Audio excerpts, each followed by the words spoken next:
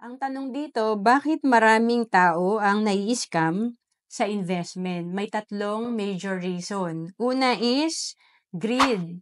Gusto natin na malakihan agad yung kinikita ng pera natin.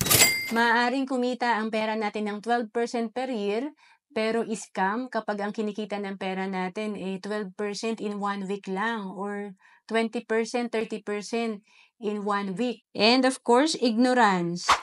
Marami talaga ang kulang sa financial literacy or financially ignorant. Kasi yung iba, tinatanong talaga, ma'am, legit ba yan? So, ayaw na mag-aral, tinatanong na lang doon sa kausap kung legit ba yan. Siyempre, kung kausap mo ko, sasabihin ko sa'yo, legit, kahit scammer ako.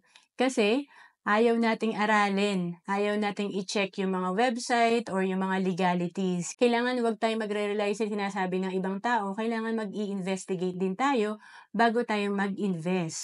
And of course, they always think short term. Gusto mo sa maigsing panahon, kikita ng malaki agad yung pera mo.